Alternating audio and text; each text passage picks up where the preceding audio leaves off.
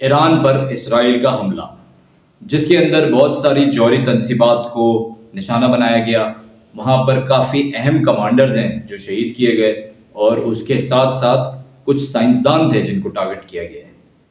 تو یہ حملہ ہوا ہے آج، اور اس حملے کو یہ ایکسپیکٹڈ تھا۔ کل سے جو ہے انہوں نے اس طرح کی باتیں کرنا شروع کر دی تھیں کہ حملہ کریں گے، اور کافی سوشل میڈیا پر بھی یہ خبریں گرم تھیں کہ ایران پر اسرائیل کا حملہ ہو سکتا ہے، اور بالآخر وہ ہو گیا۔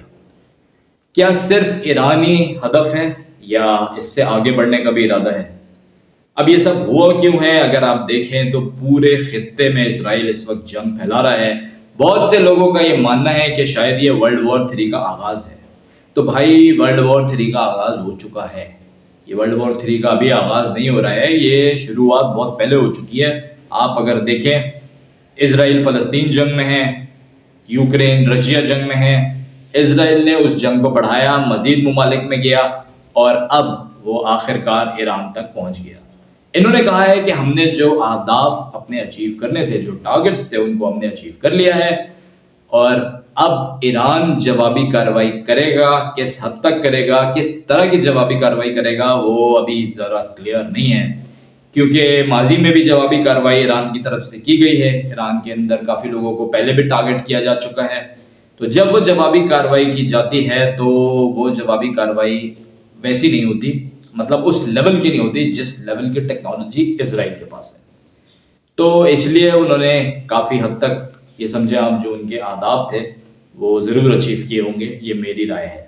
دوسری چیز کے اوپر آتے ہیں، یہ جو ابھی آپ نے کچھ دن پہلے جنگ دیکھی پاکستان اور انڈیا کی، یہ جنگ تو نہیں، میں اس کو کہوں گا یہ جو چپکلش آپ نے دیکھی، تو پاکستان کو سبق سکھانے کا جو ٹھیکہ ملا تھا وہ ملا تھا ہندوستان، بھارت کو، اور اسرائیل نے خود ایران کو سبق سکھانے کی ٹھانی تھی۔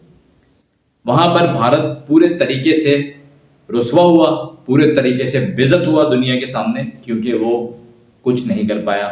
جہاز بھی ان کے گر گئے، اور سب کے سامنے حقیقت آ گئی کہ بھارت اس وقت کتنے پانی میں ہے۔ تو اس علاقے کی جو ٹھیکیداری، اجارہ تھی، وہ ان کے ہاتھ سے نکل گئی۔ وہیں پہ اگر آپ دوسری طرف دیکھیں تو ابھی جو کارروائی کی ہے اسرائیل نے، اس کے بعد اسرائیل کی کوشش ہوگی کہ مزید ممالک میں آگے بڑھے، تو کیا پاکستان بھی نشانہ ہو سکتا ہے؟ لیکن ایک اور ڈیولپمنٹ بھی اس کے اندر بیچ میں دیکھنے والی ہے۔ جنرل عاصم منیر کہاں پہ انوائٹڈ ہے؟ یو ایس میں۔ یو ایس کی بیک پر اسرائیل اتنا اچھلتا ہے، پورے طریقے سے بیک حاصل ہے، انڈائریکٹلی، ابھی تو انڈائریکٹلی ہے نا، کیونکہ یو ایس نے بولا ہے کہ جی یہ جو ایران میں کارروائی ہوئی ہے اس کے اندر ہمارا کوئی ہاتھ نہیں ہے۔ یہ ہمیشہ یہی کہتے ہیں کہ ہمارا کوئی ہاتھ نہیں، پورے ہوتے ہیں یہ، ٹھیک ہے، لیکن ہاتھ ان کا نہیں ہوتا۔ تو یہ اب بیچ میں جو بلایا گیا ہے یو ایس، تو کوئی ثالثی کرائی جائے گی، یا کچھ بیچ میں کوئی میڈیٹر بن کے آئیں گے کہ بھائی ابھی پاکستان کے اوپر ابھی کوئی ہاتھ نہیں رکھنا، مطلب ہولا ہاتھ رکھنا ہے پاکستان پہ، کوئی اٹیک یا کوئی بھی اس طریقے کی چیز فی الفور پلان نہیں ہوگی۔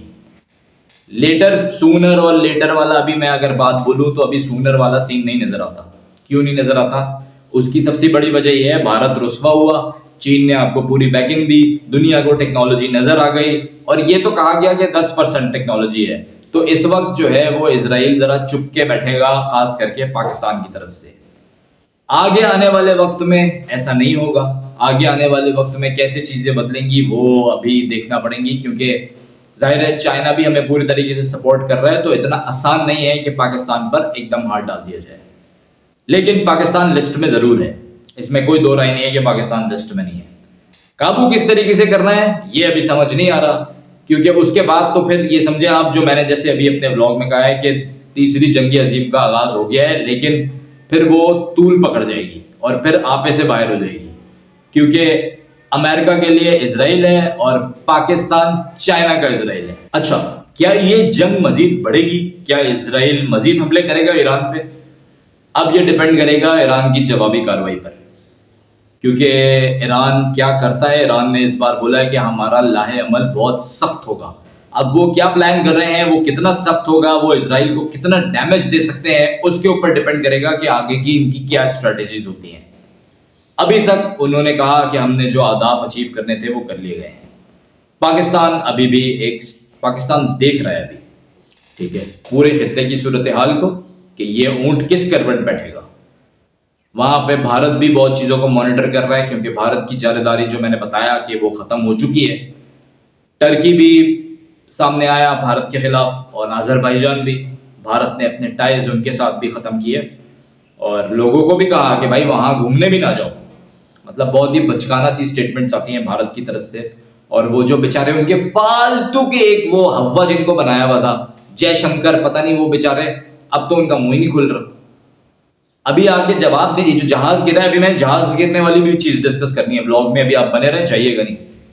تو یہ اس وقت ہے مشرق وسطیٰ کی صورتحال پورے خطے کی، اور جن کو لگتا ہے کہ خطے میں امن ہوگا، مجھے کوئی ایسی صورتحال بنتی ہوئی نظر نہیں آتی کہ خطے میں امن ہوگا۔ خطہ تو ابھی جلے گا، جل رہا ہے، اور شاید مزید جلے۔ اب ہم بات کریں گے بھارت میں ہوئے حادثے کی، جو وہاں پر ایک طیارے کا حادثہ ہوا ہے جس کے نتیجے میں 200 لوگ جہان فانی سے رخصت ہو گئے۔ تو کیا ہے یہ معاملہ؟ ایئر انڈیا کا یہ جہاز تھا۔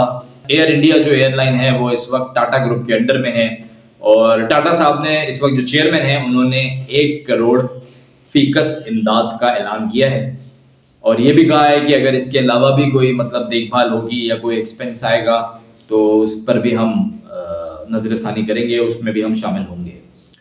ایک خوش نصیب تھے جو کہ بچے ہیں اس طیارے حادثے میں، باقی تمام لوگوں کا کہا جا رہا ہے 200 سے اوپر لوگ ہیں جو لقمہ اجل بن گئے ہیں۔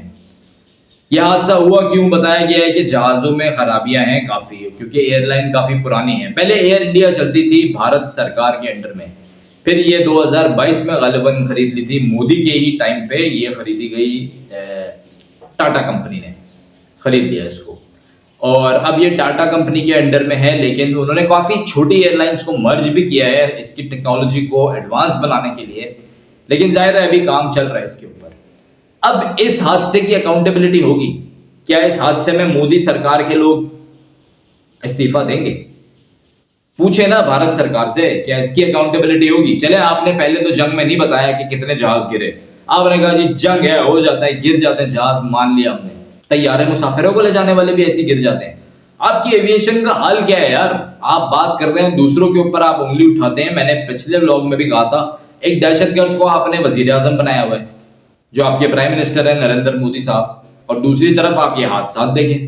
تو اس کے اوپر لازمی بھارت کی طرف سے اکاؤنٹیبلٹی ہونی چاہیے، ہمارا یہ ایسا سٹانس ہے۔ البتہ پاکستان کے بھی تمام لیڈرز نے اس حادثے پہ افسوس کا اظہار کیا ہے، اور ہم نے کوئی ایسی حرکت نہیں کی کہ اس پہ ہنس رہے ہوں یا میم بنا رہے ہوں، جیسے بھارت کی طرف سے کیا گیا تھا بلوچستان ٹرین حادثے پر۔ ٹرمپ صاحب نے دوبارہ سے کہا ہے کہ وہ بھارت اور پاکستان کے بیچ میں مسئلہ کشمیر حل کرائیں گے۔ ہر کچھ دن کے بعد وہ یہ بات بار بار کہہ رہے ہیں، اور اس کو دہرانے کا کیا مقصد ہے، اس پہ ان کی کیا سوچ ہے، یہ چیزیں ابھی پورے طریقے سے سامنے نہیں آئی ہیں۔ تو دیکھتے ہیں کہ اب جب جنرل صاحب میں کہہ رہا ہوں فیلڈ مارشل عاصم منیر صاحب بھی وہاں جا رہے ہیں US، تو اس کے بعد کیا ہوتا ہے۔ تو یہ کچھ اہم اپڈیٹس تھیں جو ابھی بلاگ میں آپ کے ساتھ شیئر کی ہیں۔ آخر میں کہوں گا چینل کو ضرور سبسکرائب کیجئے، ویڈیو پسند آئے لائک کیجئے۔ اللہ پاکستان کا حامی و ناصر رہے۔